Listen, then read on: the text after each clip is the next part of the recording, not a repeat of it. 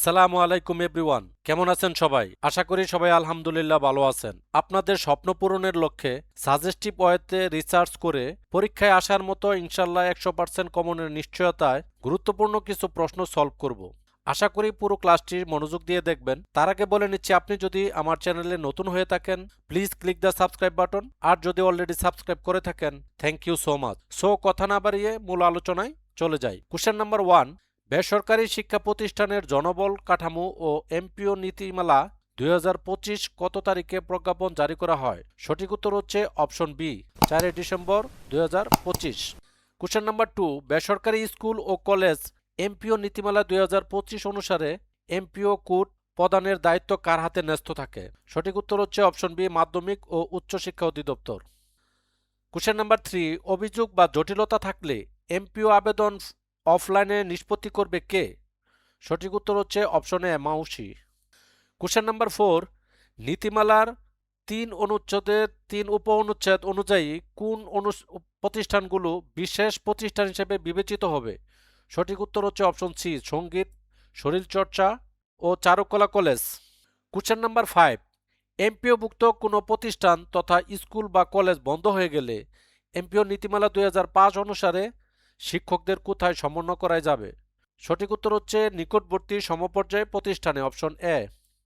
Question number 6, শিক্ষা প্রতিষ্ঠানের স্থাবর সম্পত্তি হস্তান্তরের জন্য কার অনুমতি লাগবে? সঠিক উত্তর হচ্ছে অপশন সি, মাউসি অধিদপ্তর অথবা জাতীয় বিশ্ববিদ্যালয়। কোশ্চেন নাম্বার 7, প্রতিষ্ঠানের জমির নামজারি ও হালনাগাদ ভূমি উন্নয়ন কর পরিশোধের রসিদ কখন থাকতে হবে? সঠিক উত্তর হচ্ছে অপশন বি, এমপিও আবেদনের পূর্বে। কোন ধরনের শিক্ষা প্রতিষ্ঠানকে এমপিওভুক্ত করা যাবে না? সঠিক উত্তর হচ্ছে অপশন সি, বাড়াবাড়িতে পরিচালিত। এমপিও নীতিমালা অনুযায়ী অঞ্চল বলতে কোন কার্যালয়কে বোঝাবে? এমপিও নীতিমালা অনুযায়ী অঞ্চল বলতে মাধ্যমিক ও উচ্চশিক্ষা অধিদপ্তরের আঞ্চলিক কার্যালয়কে বোঝায়, অপশন সি হচ্ছে সঠিক উত্তর। বিধি মোতাবেক নিয়োগ বলতে জনবল কাঠামোর কোন বিষয়টি অনুসরণ করাকে বোঝায়? সঠিক উত্তর হচ্ছে অপশন বি, নিয়োগের শর্ত ও পদ্ধতি এবং জারিকৃত বিধিবিধান। ট্রাস্ট বা সংস্থা পরিচালিত প্রতিষ্ঠানের এমপিও আবেদনের জন্য কার যৌথ স্বাক্ষর প্রয়োজন? সঠিক উত্তর হচ্ছে অপশন বি, প্রতিষ্ঠান প্রধান ও সভাপতি। ট্রাস্ট বা সংস্থা পরিচালিত প্রতিষ্ঠানের এমপিও আবেদনের জন্য কার পূর্ব অনুমোদন লাগবে? সঠিক উত্তর হচ্ছে অপশন সি, ট্রাস্ট বা সংস্থার। আপিল অ্যান্ড আরবিট্রেশন কমিটি কোন স্তরে শিক্ষা প্রতিষ্ঠানের অভিযোগ বা বিরোধী নিষ্পত্তি করে? সঠিক উত্তর হচ্ছে সবগুলোই। এ নিম্ন মাধ্যমিক, বি উচ্চ মাধ্যমিক, সি মাধ্যমিক। সঠিক উত্তর হচ্ছে অপশন ডি, উপরের সবগুলোই। নীতিমালা অনুযায়ী প্যাটার্নভুক্ত পদের কোনো পদ বিলুপ্ত হলে তাকে কি বলা হয়? সঠিক উত্তর হচ্ছে অপশন সি, উদ্বৃত্ত পদ।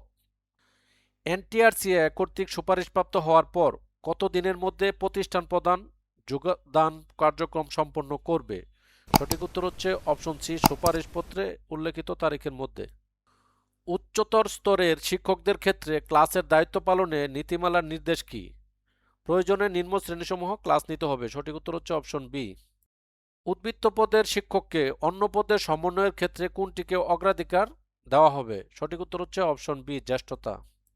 প্রতিষ্ঠান প্রধান বা সহপ্রধান ব্যতীত অন্য কোনো পদ শূন্য হলে সেখানে কাকে নিয়োগ বা সমন্বয় করা হবে? সঠিক উত্তর হচ্ছে অপশন বি, এমপিওভুক্ত উদ্বৃত্ত শিক্ষক। পদোন্নতি ছাড়া সমগ্র চাকরি জীবনে একজন এমপিওভুক্ত একজন শিক্ষক সর্বোচ্চ কয়টি উচ্চতর ডিগ্রি পেতে পারেন? সঠিক উত্তর হচ্ছে অপশন বি, 2টি। কোন ডিগ্রি অর্জন উচ্চতর গ্রেড হিসেবে গণ্য হবে না? সেটা হচ্ছে বিএড বা সমমান। সঠিক উত্তর হচ্ছে অপশন সি। 60 বছর পূর্তিতে প্রধান শিক্ষক কার নিকট দায়িত্ব হস্তান্তর করবেন? সঠিক উত্তর হচ্ছে অপশন সি, কর্মরত সহকারী প্রধান শিক্ষক। এমপিওভুক্ত শিক্ষক একই সাথে অন্য কোনো লাভজনক পদে থাকতে পারবেন? সঠিক উত্তর হচ্ছে না, কোনোটিতেই না। সাংবাদিকতা বা ওকালতি বা বেসরকারি এনজিও কোনোটিতেই থাকতে পারবেন না। সঠিক উত্তর হচ্ছে অপশন ডি। প্রতিষ্ঠান পরিবর্তনের পর কত বছর পর্যন্ত ইন্ডেক্স বহাল থাকে? সঠিক উত্তর হচ্ছে অপশন বি, 2 বছর। এমপিওভুক্ত একই দিনে হলে জ্যেষ্ঠতা নির্ধারণে কোনটি দেখা হবে? সেটা হচ্ছে যোগদানের তারিখ। অপশন বি হচ্ছে সঠিক উত্তর। এমপিওভুক্তর জন্য শিক্ষার্থীর সংখ্যা বা পরীক্ষার্থীর সংখ্যা ও পাবলিক পরীক্ষায় পাশের হার সর্বশেষ কত বছরের গড় হিসাবে ধরা হবে? সঠিক উত্তর হচ্ছে অপশন সি, 3 বছর। অভ্যন্তরীণ বিরোধের কারণে বেতন উত্তোলনে ব্যর্থ হলে বকেয়া দাবি কার কাছে করতে হবে? সঠিক উত্তর হচ্ছে অপশন বি, সংশ্লিষ্ট শিক্ষা প্রতিষ্ঠান নিজস্ব তহবিল। ইন্ডেক্সধারী শিক্ষক এক প্রতিষ্ঠান থেকে অন্য প্রতিষ্ঠানে উচ্চতর পদে যোগদান করলে কোন তারিখ থেকে আগের পদের বেতন পাবেন না? সঠিক উত্তর হচ্ছে অপশন সি, নতুন পদে যোগদানের তারিখ থেকে। ব্যক্তি এমপিও স্থগিত হওয়ার পর তদন্তে নির্দোষ প্রমাণিত হলে বকেয়া প্রাপ্তির জন্য কার অনুমোদন প্রয়োজন? সঠিক উত্তর হচ্ছে অপশন বি, শিক্ষা মন্ত্রণালয়ের। স্থগিতকৃত প্রতিষ্ঠান পুনরায় শর্ত পূরণ করলে কি হবে? বকেয়া ছাড়া এমপিও ছাড়ের যোগ্য হবে। সঠিক উত্তর হচ্ছে অপশন এ। জ্যেষ্ঠতা নির্ধারণে একাডেমিক ফলাফল বলতে কোন পর্যায়কে বোঝায়? সঠিক উত্তর হচ্ছে অপশন সি, এসএসসি এবং চতুর্থ পাবলিক পরীক্ষাসমূহ। সো এই ছিল আমাদের আজকের টিউটোরিয়াল। আশা করি ক্লাসটি আপনাদের ভালো লেগেছে। যদি ভালো লেগেই থাকে তাহলে একটা লাইক দিবেন, কমেন্ট করে জানাবেন কেমন লাগলো। আপনার কলিগদের সাথে শেয়ার করতে একদমই ভুলবেন না। আর আমার চ্যানেলে সাবস্ক্রাইব তো মাস্ট। দেখা হবে পরবর্তী টিউটোরিয়ালে। ততদিন সবাই সুস্থ থাকবেন, ভালো থাকবেন। আসসালামু আলাইকুম।